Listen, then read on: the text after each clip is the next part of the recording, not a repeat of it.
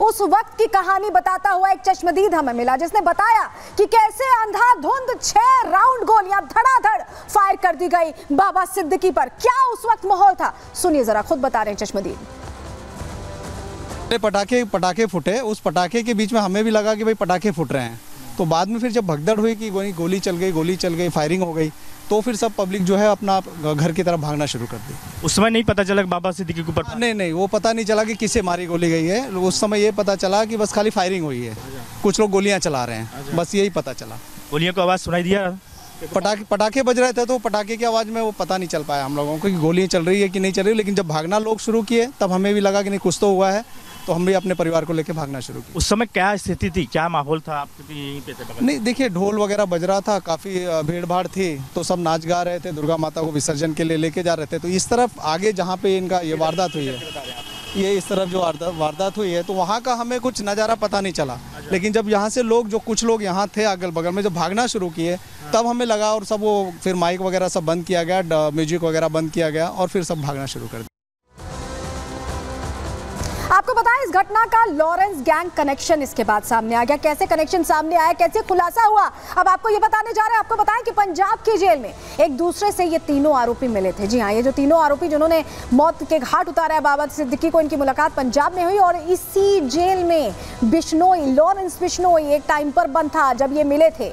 Jail में ही Bishnoi gang के सदस्य से इन आरोपियों की मुलाकात होती है और नाम और दहशत के लिए तीनों बिश्नोई गैंग के शूटर बन जाते हैं, क्योंकि उनको लगता है कि लॉरेंस गैंग से जुड़ेंगे तो उनका नाम होगा, उनका डर होगा, उनका सिक्का चलेगा।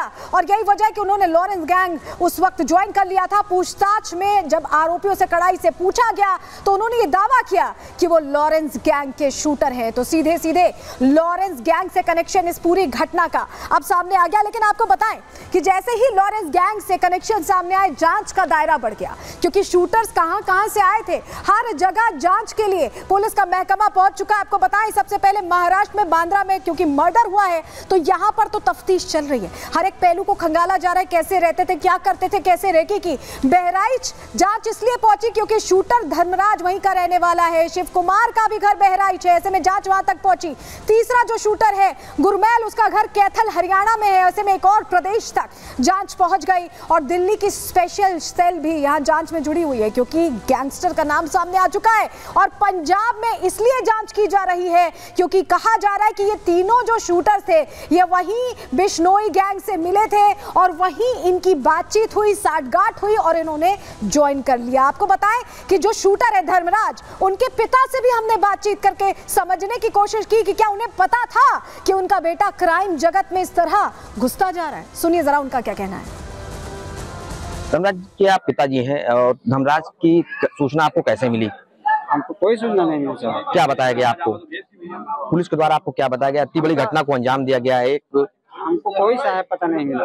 हमने आगे फला गिरा है तो दवा नहीं मिली, दवा अभी लेके आए तो लोग बताएं कि राधे नींद है, हम बुलाए, हम चले आए। आपका बेटा कितने नंबर पे है? आप सबसे छोटा है वो कब गया था मुंबई? 2-3 महीना होगा सर। अच्छा, आपसे संपर्क में था वो? हाँ, कोई संपर्क नहीं। क्या बताता था आपको? जब हमसे फोन नंबर है ही नहीं तो संपर्क का। अच्छा, इससे पहले क्या कई मामलों में और भी जा चुका है वो, जेल वगैरह कहीं जा चुका है? उनके लिए तो। आपका बेटा कितना पढ़ा हुआ है? 5-6 किताब है ना। तो कैसे पता चला कि आपके बेटा इतना बड़ा क्रिमिनल निकल गया? अभी हमको पता चला है 1 घंटा से। तो हमने आपको बताया कैसे 5 राज्यों तक जांच का दायरा पहुंच चुका है। जब जांच की गई तो हैरान कर देने वाले खुलासे हुए। लॉरेंस बिश्नोई गैंग से कनेक्शन तो सामने आया ही, ये भी पता चला कि लंबे समय से इसकी तैयारी चल रही थी और पहले भी एक बार कोशिश की गई थी बाबा सिद्दीकी को मौत के घाट उतारने की, लेकिन समय देखकर दशहरे के दिन ही ये हत्या की वारदात अंजाम दी गई। रिपोर्ट आपको दिखाते हैं।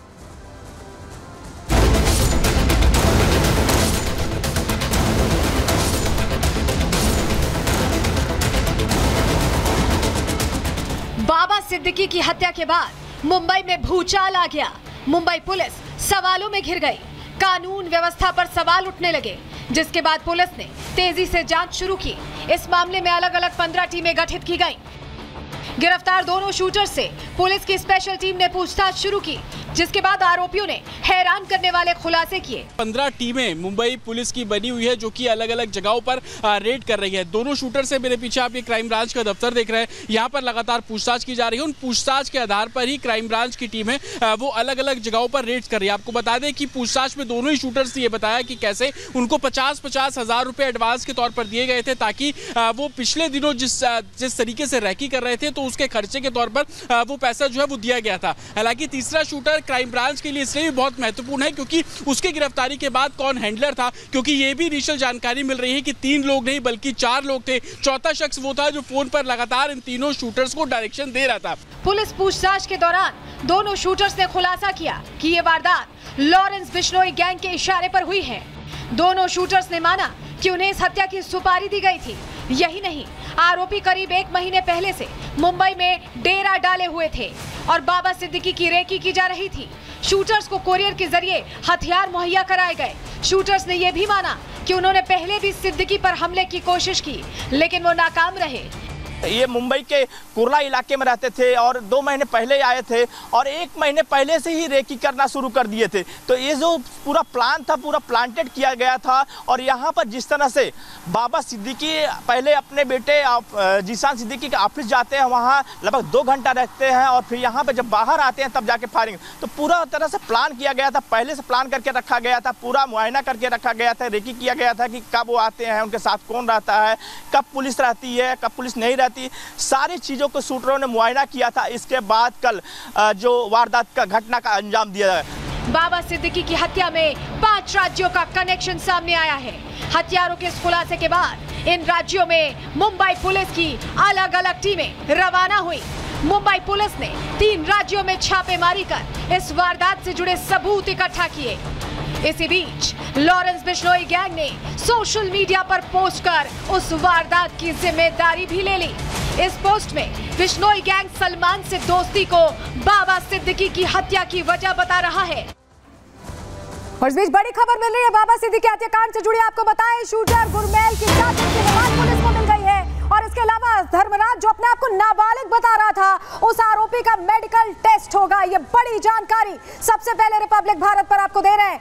कस्टडी 7 दिन की मिल गई है और पूछताछ होगी क्योंकि कई एंगल से जांच को आगे बढ़ाया जा रहा है। आरोपी गुरमेल सिंह की 7 दिन तक की रिमांड मिली है। वहीं आपको बताएं धर्मराज जो खुद को बता रहा था नाबालिग, उसकी अब उम्र का पता लगाने के लिए मेडिकल टेस्ट किया जाना ये निर्देश दे दिया गया है। चलिए आपको बता देते हैं कि अब क्योंकि कई नाम सामने आ चुके हैं, कई एंगल्स हैं इस पूरे मामले में, ऐसे में जांच का दायरा बढ़ गया है। कौन कौन सी एजेंसी जांच करी, चले जल्दी से जानकारी आपके सामने रख देते हैं। आपके लिए जानना जरूरी है, फॉरेंसिक टीम हर एक साक्ष्य को करीबी से खंगाल रही है। एनआईए का भी इन्वॉल्वमेंट है क्योंकि गैंगस्टर आ चुका है इस पूरे खेल में। महाराष्ट्र पुलिस पहले से ही जांच करी थी, दिल्ली पुलिस की स्पेशल सेल भी अब पूरे मामले की तहकीकात कर रही है। वहीं उत्तर प्रदेश पुलिस भी अब इसमें आ गई है क्योंकि बहराइच से रहने वाले बताए जा रहे हैं जो 2 शूटर्स हैं। हरियाणा पुलिस का भी इन्वॉल्वमेंट है क्योंकि कैथल का रहने वाला है गुरमेल सिंह। ऐसे में जांच हरियाणा पुलिस भी करती दिखाई दे रही है। आपको ये भी बताएं कि एजेंसी जांच तो कर रही है, लेकिन जब हम कह रहे हैं कि बाबा सिद्दीकी निशाने पर थे, लेकिन आखिर क्यों बाबा सिद्दीकी निशाने पर थे? उनकी बहुत अच्छी पहचान थी,